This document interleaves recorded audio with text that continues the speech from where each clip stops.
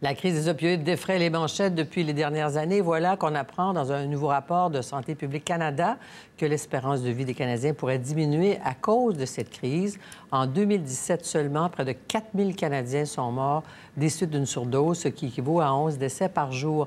Alors, j'en parle avec Alain Poirier, médecin conseil à l'Institut national de santé publique du Québec et professeur en santé publique. Bonsoir, Alain Poirier. Bonsoir. Merci de cette collaboration qu'on va renouveler à chaque fois que ça va être nécessaire pour comprendre les enjeux de santé publique. Écoutez, on apprenait des morts ici, par coup de 10, 12 dans les provinces à l'autre, mais là, 4000 morts en 2017 et que ça pourrait, ces chiffres-là, faire diminuer pour la première fois l'espérance de vie. C'est très inquiétant, non?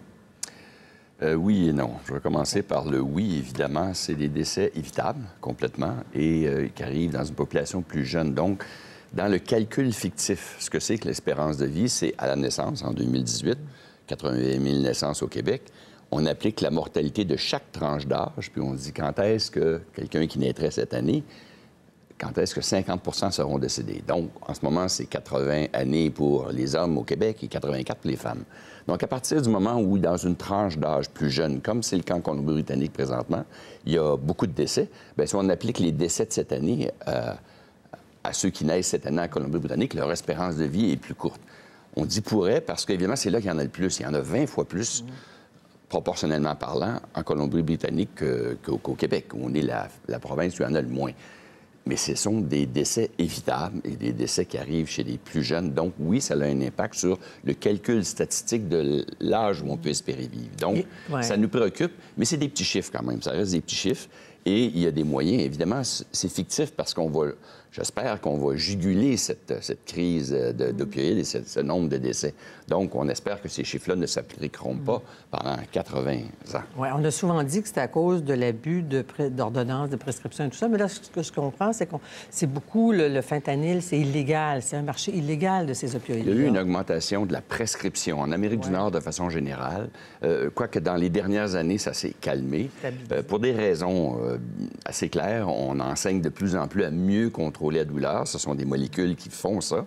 Maintenant, il y a lieu quand même de revoir le niveau de prescription, les alternatives, pour pas que ça soit la source principale. Mais dans les dernières années, évidemment, si on a participé comme médecin à une forme de dépendance, quand les gens, soit qu'ils n'en ont plus de prescrit, ils en trouvent sur le marché noir. Et sur le marché noir, là, il y a ce fameux fentanyl qui, lui, qui est beaucoup plus puissant et tue beaucoup des gens. Donc, dans les surdoses d'opioïdes, il y a une grande part maintenant, c'est le fentanyl. Puis on apprend aussi dans ce rapport-là que si, pour les jeunes en tout cas, si on additionne l'alcool, le tabac et les opioïdes, le fentanyl, ça coûte 30 milliards de dollars en coûts de santé, en justice pénale et en perte de productivité. C'est énorme. Effectivement. Et ces trois-là sont de beaucoup supérieurs au cannabis. Oui. Le cannabis, on est de l'ordre de 2 milliards pour toutes ces catégories qu'on voit à l'écran en ce moment.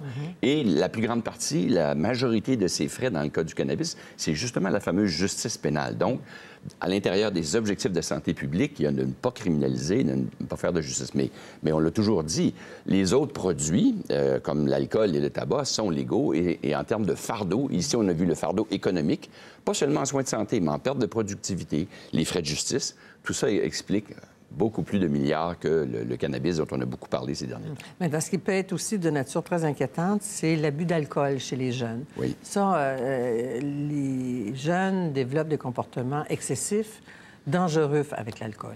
Bien, comportement excessif quand ils font du binge drinking, là, les abus dans une seule fois, mais aussi, donc, on dit qu'à peu près 25 de la population ont des consommations qui posent des problèmes.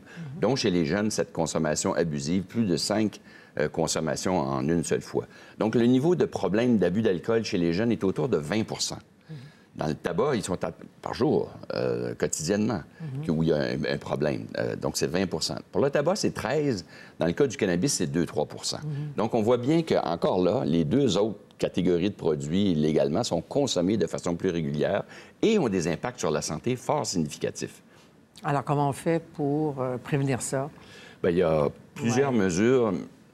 La bonne nouvelle, c'est que les mesures sont absolument semblables d'une molécule à l'autre ou d'un problème à l'autre. Il y a 4 grandes catégories et il y a toujours, et l'administratif en chef dans son rapport commence toujours par les mesures sur la réduction des inégalités sociales, les logements, la réduction de la pauvreté, qui sont les grands facteurs de société.